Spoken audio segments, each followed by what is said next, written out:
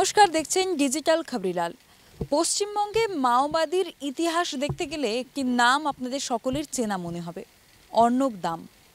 অর্ণব দাম যদি চিনতে না পারেন তাহলে কিষাণজির স্নেহভাজন বিক্রম বললে নিশ্চয়ই চিনতে পারবেন।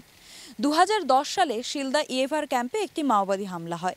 সেখানে নামজড়া এবং প্রধান যে অভিযুক্ত ছিল সেই হলো বিক্রম। তারপর তিনি গ্রেপ্তার হন, সাজাও পান। দীর্ঘদিন জেলে বন্দি থাকার পর পিএইচডি করার ইচ্ছে প্রকাশ করেন অর্ণব দাম এবং তিনি চান বর্ধমান ইউনিভার্সিটিতে ইতিহাসে তিনি পিএইচডি করবেন। এমন ইচ্ছে নিয়ে তিনি 250 জনের মধ্যে বর্ধমান ইউনিভার্সিটিতে ইন্টারভিউ দেন। সেখানে মেরিট বেসড কাউন্সিলিং যেই তালিকা বার করে, সেখানে 250 জনের মধ্যে প্রথম নামটি ছিল অর্ণব দামের।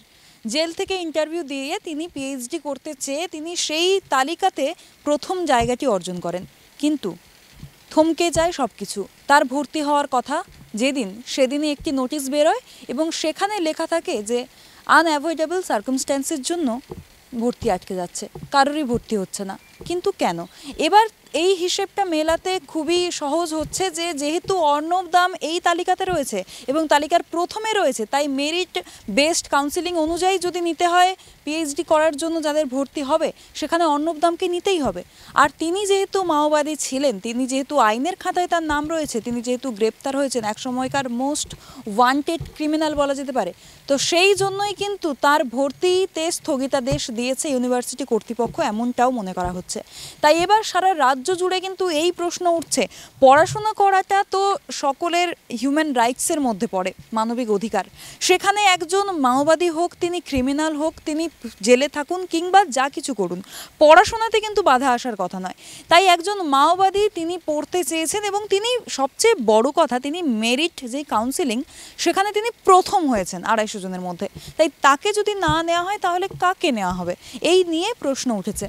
বিশ্ববিদ্যালয় হিসেবে বর্ধমান বিশ্ববিদ্যালয় খুবই নামকরা পিএইচডির ক্ষেত্রে। তার বিভিন্ন পেপারে পিএইচডিতে যেখানে ভর্তি হয়ে গেছে, শুধুমাত্র ইতিহাসে যেখানে অর্ণব দাম ভর্তি হতে চেয়েছিলেন সেই পেপারেই স্থগিতাদেশ দেওয়া হলো। আর কারণ হিসেবে কোনো সঠিক কারণ যেহেতু তারা দেখাতে পারেনি, তারা বলেছেন আনঅ্যাভয়েডেবল সার্কামস্ট্যান্স। তো সেই দিক দিয়ে কিন্তু এবার এই প্রশ্ন উঠছে যে তাহলে পশ্চিমবঙ্গের বুদ্ধিজীবীরা কি করছেন, তারা চুপ কেন? এই নিয়ে তো কথা ওঠা উচিত। একজন ক্রিমিনাল চাইছেন তার মেন স্ট্রিমে আসতে চাইছেন, এটা হচ্ছে প্রথম কথা।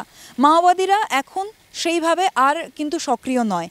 সেখানে একজন মাওবাদী যিনি জেলে গ্রেপ্তার রয়েছেন, তারপর তিনি সেখান থেকে বেরিয়ে আসতে চাইছেন, তিনি মেন স্ট্রিমে প্রবেশ করতে চাইছেন, পিএইচডি করতে চাইছেন, একটি ডিগ্রি তিনি এবার হাসিল করতে চাইছেন। কিন্তু সেখান থেকে তাকে আটকাচ্ছে বর্ধমান ইউনিভার্সিটি। তাকে আটকানোর কে, এই নিয়ে তো আমরা প্রশ্ন করছি, কিন্তু পশ্চিমবঙ্গের বুদ্ধিজীবীরা এবার চুপ কেন, এই নিয়ে কিন্তু সওয়াল ওঠা দরকার। আর এই ধরনের সমস্ত খবরের জন্য, সমস্ত তথ্যের জন্য চোখ রাখুন ডিজিটাল খবরিলালের পর্দায়। আর হ্যাঁ, অবশ্যই কমেন্ট করে জানাবেন যে এক্ষেত্রে অর্ণব দামের ক্ষেত্রে যেই তার ভর্তির ক্ষেত্রে স্থগিতাদেশ দেওয়া হলো কিংবা তার পাস্ট হিস্ট্রি দেখে এটা কতটা যুক্তিযুক্ত। আর আমাদের সঙ্গে যদি আপনিও সহমত প্রকাশ করেন তাহলে অবশ্যই কমেন্ট করে জানাবেন। সঙ্গে থাকুন, দেখতে থাকুন ডিজিটাল খবরিলাল। খবর আপনাদের, নজর আমাদের। ডিজিটাল খবরিলাল, খবর আপনাদের, নজর আমাদের।